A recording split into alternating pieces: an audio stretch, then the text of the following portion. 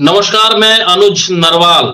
आज हरियाणा की सबसे बड़ी खबर यही रही कि कांग्रेस में खलबली है। कहीं ना चाहे जींद हो, हिसार हो, हंगामा दफ्तरों में देखने को मिला। हमारे साथ प्रद्युम्न जोशीला जी हैं, राजनीतिक सलाह यहाँ पर विश्लेषक हैं और उनसे हम बात करेंगे।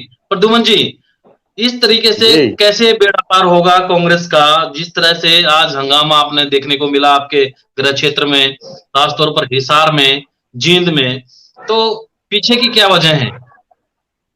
देखो, जिस तरह से कांग्रेस पार्टी में लगातार हम देख रहे हैं, गुटबाजी पूरी चरम सीमा पर है। और पिछले हम्म। जो दो चुनाव आ रहे हैं, ठीक है, 2014 में हम ये मान सकते हैं कि चौधरी भूपेंद्र सिंह हुड्डा का 10 साल का कार्यकाल था, जिस वजह हम्म। से एक एंटी इनकम्बेंसी उसमें बनी। और उसमें तो हम हार मान सकते हैं, लेकिन जब 2019 का विधानसभा चुनाव हुआ, तब कांग्रेस की स्थिति बड़ी बेहतर थी। लेकिन हम्म। आपसी जो गुटबाजी थी, उस आपसी गुटबाजी के चलते कांग्रेस की ये हालात हो गई कि वो सत्ता से दूर रह गई। और बहुत हम्म। सी तो ऐसी सीटें थी पिछले चुनाव में, अगर हम देखें, जहां कई कांग्रेस 200 वोटों से हार गई, कहीं 600 से हार गई, कहीं 1000 वोटों से हार गई। अगर वो हम्म। गुटबाजी ना होती, तो कांग्रेस से मनोहर लाल खट्टर की बजाय कांग्रेस पार्टी का राज 2019 में ही बन जाता। लेकिन वही हम्म। हालात आज 4 साल के बाद, जब विधानसभा और लोकसभा चुनाव बिल्कुल सिर पर खड़े हैं और हरियाणा हम्म। में चुनावी जो काउंटडाउन है वो शुरू हो चुका है, उस दौर हम्म। में भी ये गुटबाजी लगातार कम होने की बजाय बढ़ती जा रही है। हम्म। और हम देख रहे थे हैं कि 2019 में तो जो चौधरी भूपेंद्र सिंह हुड्डा के विरोधी जितने कांग्रेसी नेता थे, जो कांग्रेस हम्म। में राजनीति कर रहे थे, वो सब अलग अलग खेमों में बटे हुए थे। लेकिन अब उनमें इतनी एकजुटता हो गई है कि एसआरके के नाम से उन्होंने अपना एक अलग से जो है त्रिमूर्ति, जिसको हम कह सकते हैं, जो कांग्रेस के तीनों बड़े नेता हैं, उन्होंने बना हम्म। लिया। और वो सीधी सीधी चौधरी भूपेंद्र सिंह हुड्डा, उदय भान सिंह और दीपेंद्र सिंह हुड्डा की जो तिकड़ी है, उसको सीधा चैलेंज कर रही है। हम्म। तो आज हुआ जी। क्या, मतलब हिसार में जब ऑब्जर्वर वहां पर पहुंचे, तो जी। हुआ क्या था, वहां की स्थिति क्या थी? वहां स्थिति ये थी कि आज कांग्रेस भवन में नया जिला प्रधान कौन हो, डीसीसी का प्रेसिडेंट, उसको हम्म। लेकर के एक जो एआईसीसी की तरफ से वहां पर्यवेक्षक आए हुए थे, हम्म। कांतिलाल भाई, और दूसरे जो है प्रदेश की तरफ से पूर्व विधानसभा के स्पीकर, पूर्व मंत्री रघुवीर सिंह कादियान, हम्म। और जो वर्तमान में प्रदेश कांग्रेस कमेटी के कार्यकारी अध्यक्ष हैं रामकिशन गुर्जर, उनकी धर्मपत्नी है हम्म। शैली चौधरी, जो नारायणगढ़ से एमएलए हैं।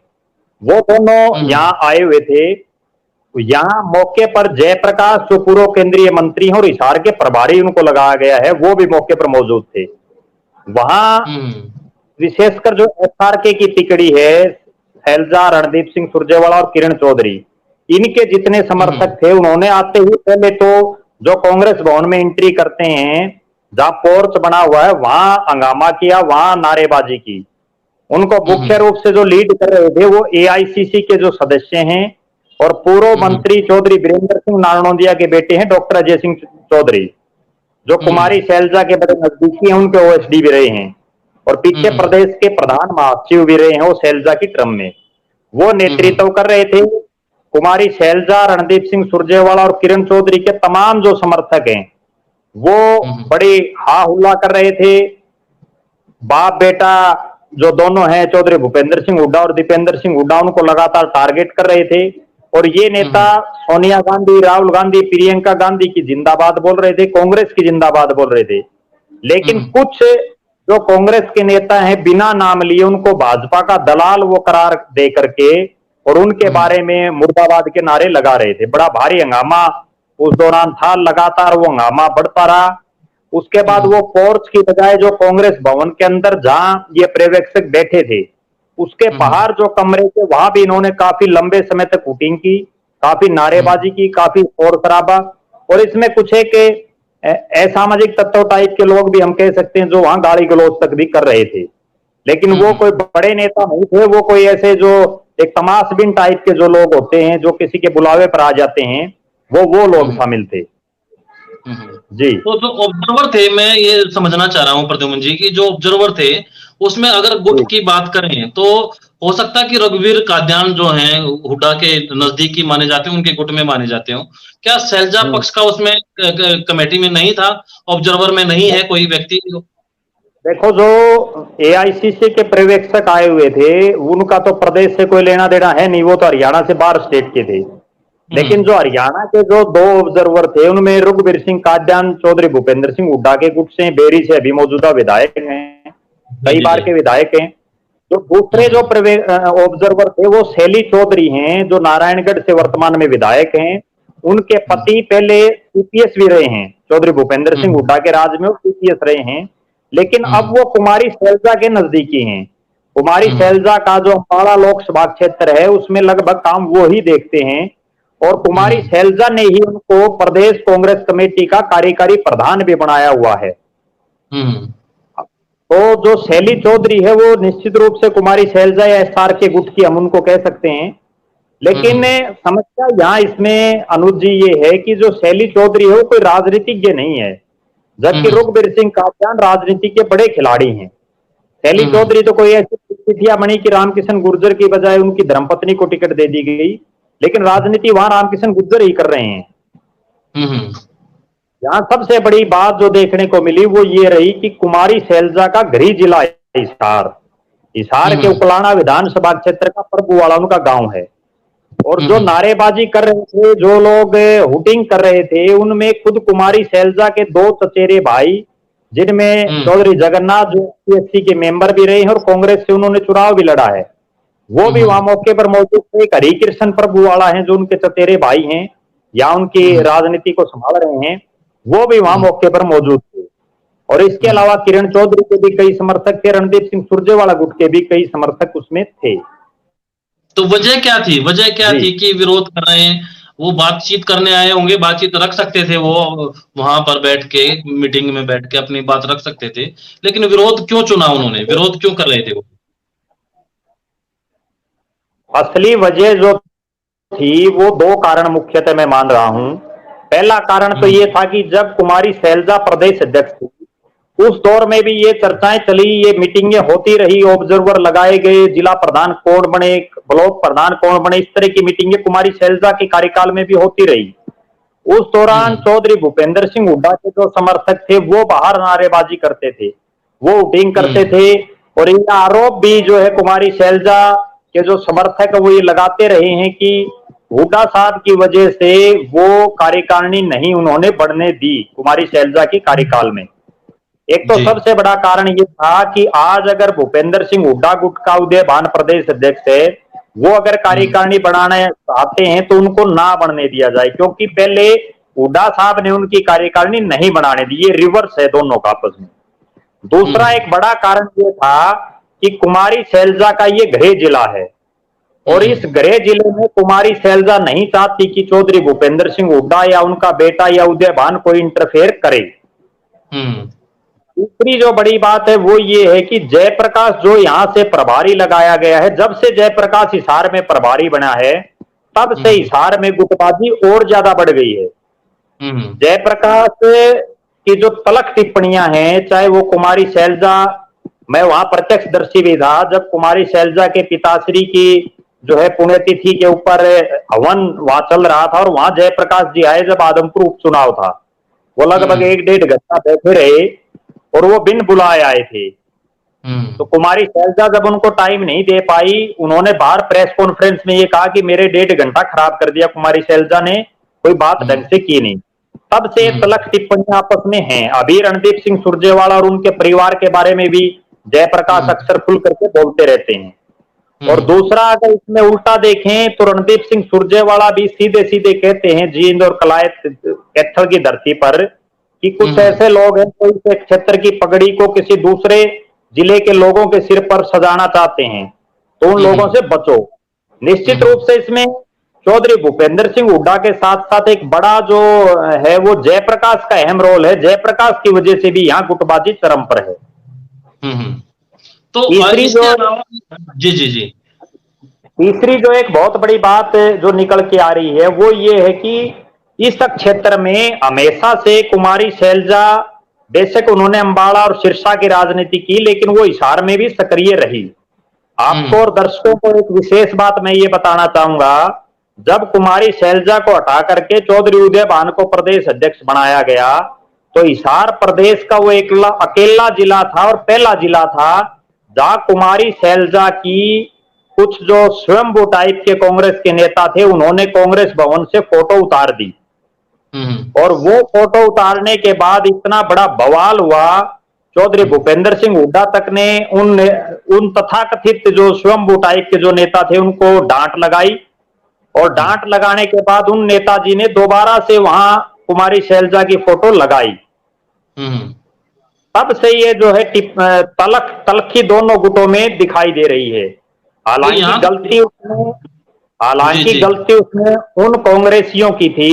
कुमारी शैलजा बेशक प्रदेश अध्यक्ष हट गई हों, लेकिन वो राष्ट्रीय महासचिव हैं, पार्टी में कई पदों पर रह चुकी हैं और हटते हुए उनकी तुरंत कांग्रेस भवन से फोटो उतारना कोई अच्छी बात है नहीं, जिस वजह से ये जो इनके आपस में राजनीतिक की टीका टिप्पणी है वो लगातार और ज्यादा बढ़ती रही। जी, तो इसके अलावा भी जो ऑब्जर्वर्स की बात कर रहे हैं, विरोध की बात कर रहे हैं, जींद से इस तरह की खबर आई, हिसार से आई और जिस तरह से आप बता रहे थे कि यहाँ और कई जगह पर हुई, तो यही है कि जहां जहां इनकी पॉकेट्स हैं, आपने जो 3 नाम लिए, चाहे कुमारी शैलजा हो, रणदीप सिंह सुरजेवाला हो या किरण चौधरी हो, उस पॉकेट्स में ज्यादा विरोध दिख रहा है। तो इसका मतलब ये है कि कहीं ना कहीं इनका भी चुप्पी में भी कहीं ना कहीं पीछे से बैक है, विरोध के पीछे साथ है इनका। देखो उसमें क्या है डॉक्टर साहब, अब नारनौल में विरोध हुआ, वहां किरण चौधरी और राव दान सिंह के समर्थक आपस में भिड़े। पानीपत में विरोध हुआ, वहां रणदीप सिंह सुरजेवाला का होल्ड है, रणदीप सिंह सुरजेवाला और शैलजा गुट का हुड्डा साहब के गुट के साथ हुआ। जींद जो रणदीप सिंह सुरजेवाला का गृह जिला है, जहां से उन्होंने अभी उपचुनाव भी लड़ा था, नरवाना से वो और उनके पिताजी 1967 से लगातार विधायक बनते रहते हैं, लगातार चुनाव में हार जीत उनकी लगी रहती है, लगातार चुनाव लड़ रहे हैं। तो जहां जहां इन लोगों का होल्ड है सारके का, और उसमें मुख्यतः ये है कि कुमारी शैलजा का जो होल्ड है वो पूरा अंबाला लोकसभा, अंबाला, पंचकुला और यमुनानगर, सिरसा पूरी लोकसभा, क्योंकि वहां से वो एमपी रही, उनके पिताजी कई बार एमपी रहे, केंद्र में मंत्री रहे चौधरी बलबीर सिंह, सिरसा और फतेहाबाद जिला और हिसार जिला, ये 6 जिले ऐसे हैं जहां कुमारी शैलजा का अपना एक प्रभाव है। महेंद्रगढ़, दादरी और भिवानी 3 जिले ऐसे हैं जहां किरण चौधरी का अपना प्रभाव है। कैथल, कुरुक्षेत्र, पानीपत और जींद, ये 4 जिले ऐसे हैं जहां रणदीप सिंह सुरजेवाला का अपना प्रभाव है। और वो इन्हीं जो 4-5 जिलों के अभी पीछे उनका एक वीडियो भी आया था, जब उन्होंने सार्वजनिक रूप से एक बात कही थी एक जनसभा में कि मुझे हिसार, कुरुक्षेत्र, कैथल और पानीपत, इन जिलों की जो 25 सीटें हैं इनमें विधायक जिता करके दिखा दो, मैं सबसे बड़ी कुर्सी आपके कैथल में ला करके रख दूंगा। तो लिहाजा जहां जहां इनका प्रभाव है वहां ये विरोध करवा रहे हैं। अब जैसे अगर इसके उलट हम देखें तो रोहतक, सोनीपत, झज्जर, ये जो बेल्ट है जहां चौधरी भूपेंद्र सिंह हुड्डा का प्रभाव है, वहां इनके कहीं कोई समर्थक हैं ना, उनकी इतनी हिम्मत है कि वहां वो ऑब्जर्वर के सामने जो इस तरह की वोटिंग कर सकें या इस तरह की हुल्लड़बाजी कर सकें। वो तो जहां जिसका प्रभाव होगा वो नेचुरल बात है कि वहां करेगा। जी, तो इससे मिलेगा क्या? मैं ठीक है जी, इससे तो पार्टी को तो नुकसान हो रहा है, चाहे पिछली बात पार्टी को बिल्कुल नुकसान हो रहा है। कांग्रेस प्रदेश की ऐसी पहली पार्टी है जो पिछले 3 प्रदेश अध्यक्षों के टर्म से पार्टी के जिला प्रधान और ब्लॉक प्रधान नहीं बना पाई, चाहे वो डॉक्टर अशोक तंवर हो, चाहे कुमारी शैलजा, और अब उदय भांजी को भी 1 साल से ज्यादा का समय हो चुका है।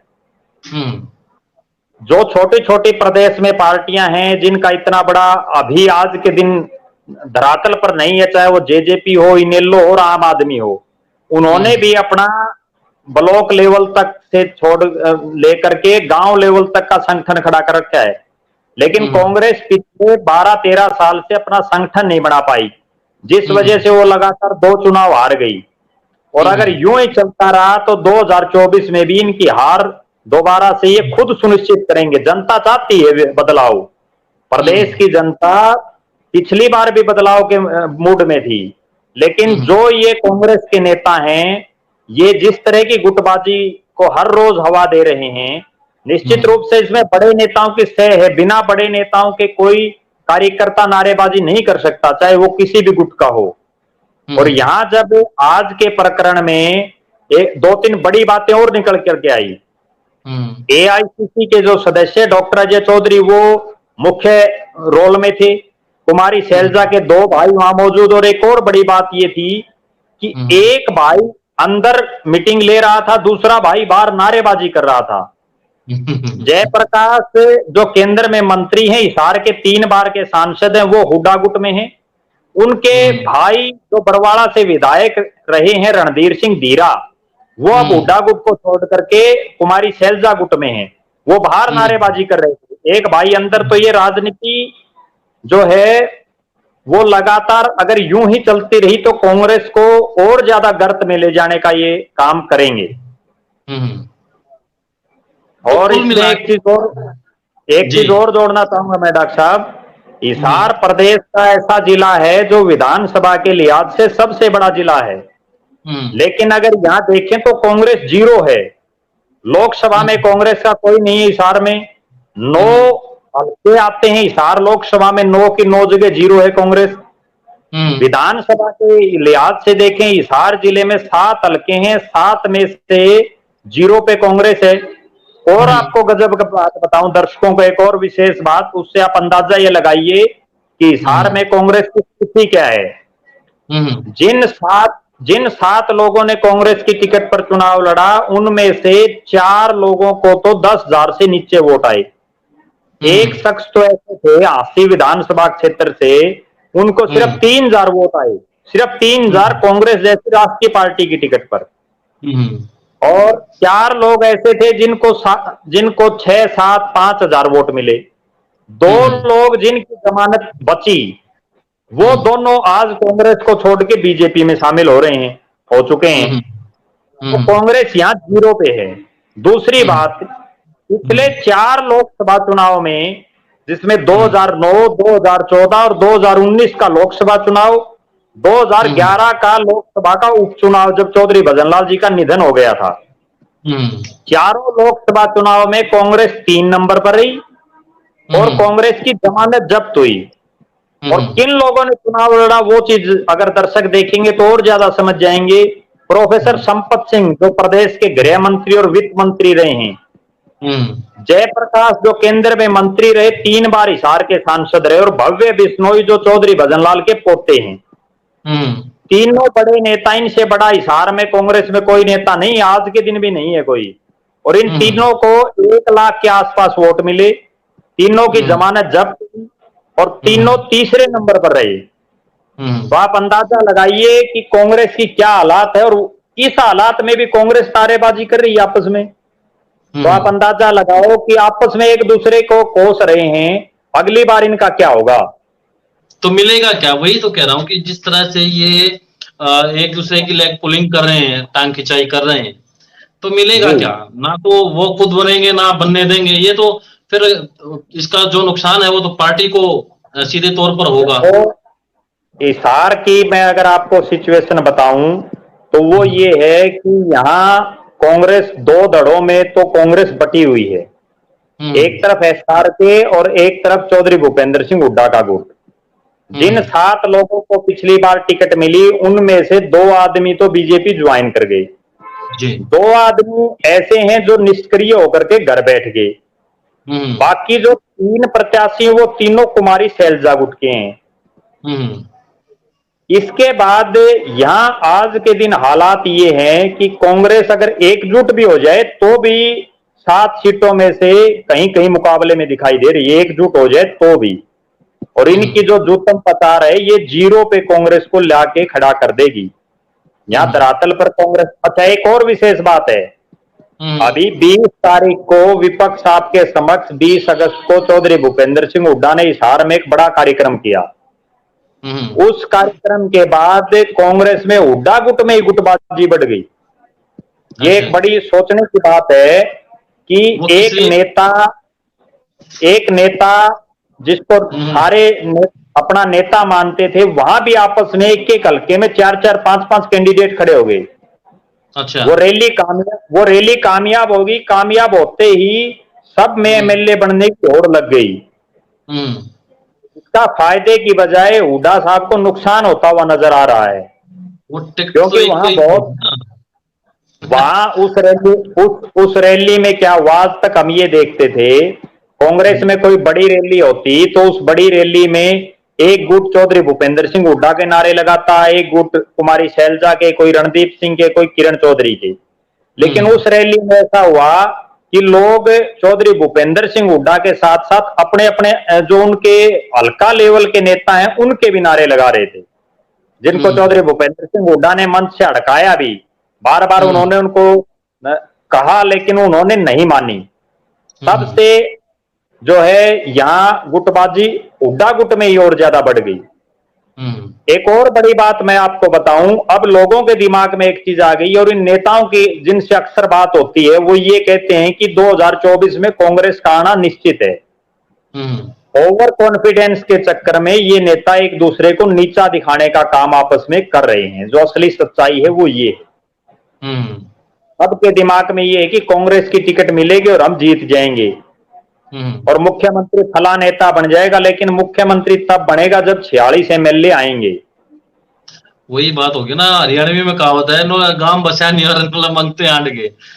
बिल्कुल बिल्कुल बिल्कुल, 46 एमएलए होंगे तभी चौधरी भूपेंद्र सिंह हुड्डा मुख्यमंत्री बनेंगे, तभी कुमारी शैलजा बन सकती हैं, तभी रणदीप के पास एक नंबर होना चाहिए, विधानसभा में एक नंबर होना चाहिए, कम से कम 40 विधायक तो हों, तब वो सोच सकते हैं कि फला सरकार बनेगी और फला व्यक्ति इसमें मुख्यमंत्री बनेगा।